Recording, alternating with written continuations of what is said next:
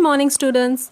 Today in EVS 1, we are going to begin with a new chapter, lesson number 8, Public Facilities and My School. Let us begin this lesson by emphasizing on the question, which public facilities are available inside and outside your home? Facilities like electricity, drinking water, healthcare, sanitation, public transport, schools, colleges, hospitals, police station, parks, etc. are available inside and outside our home. Out of all this, which are the facilities that you use? Think about it for a minute and you can note them down in your rough book, because today in this lesson we will learn all about public facilities and my school. We all use public services and facilities. Water supply, electricity supply, health services, education, and transport are some important public services that we use. These services are meant for everyone. The services, the organizations that provide them, and we ourselves are all part of a system. Our school is also part of that system. Various facilities are available to us in our school. Similar facilities are also available outside the school. Bus and railway are public facilities of transport. We also use several other public services and facilities such as postal service, telephone, fire brigade, police, banks, theatres, parks, gardens, and swimming pools. We must use all these facilities responsibly. The school is our world outside our house. We like our school just as we like our home. Each school has its own unique identity. I am sure you all miss coming daily to school. You miss seeing your friends and teachers. You miss playing with your friends, having tiffin together, and studying together. But by God's grace, we all are safe at home with our family. Studying about the school in this lesson will surely bring back some sweet memories that you have. School is for everyone. Each child has the right to go to school and learn. This is called right to education. Children from rural places are not able to attend school because of poverty.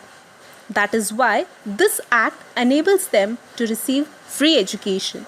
According to Right to Education Act, every child between the age of 6 and 14 must go to school and complete primary education. For children with special needs, the upper age limit is 18 years of age instead of 14. Let us now see what is the role of community in development of a school. As we know, school is a very big organization and it needs the help and support of many people. That is why many people and institutions help to set up a school. Many parents, past students, writers, artists, sportsperson, scientists, and industrialists lend a hand in the growth and development of a school.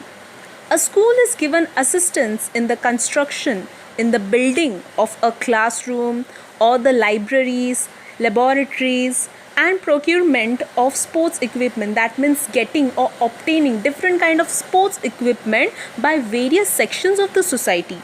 The community has a role in development. That means making better of a school. Community helps in development of a school. Similarly, a school can also help in development of a community or to solve its problem.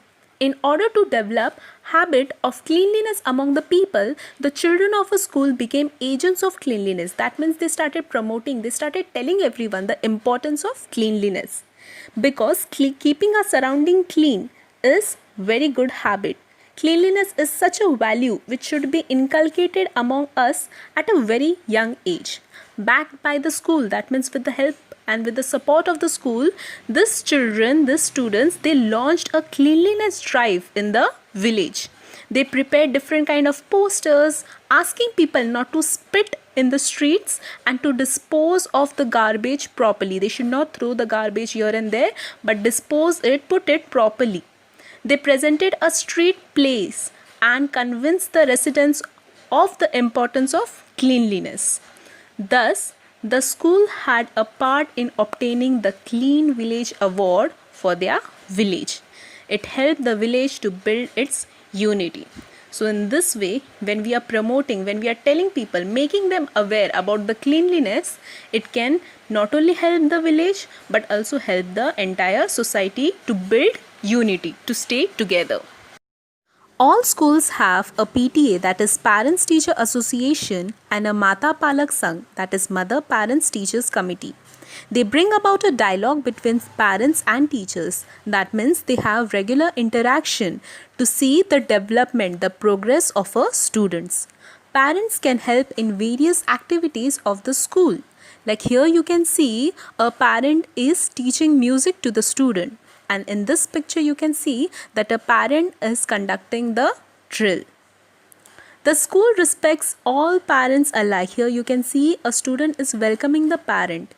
We must also inform our parents about the happening in the school.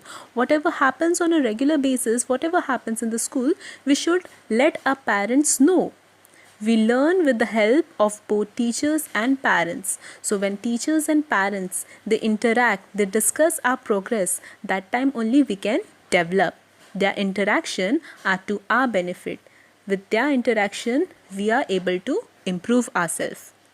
Let us recall what we have learned. We must use public services and facilities responsibly. School has lent a hand in the development of the community. Every child has the right to go to school and learn.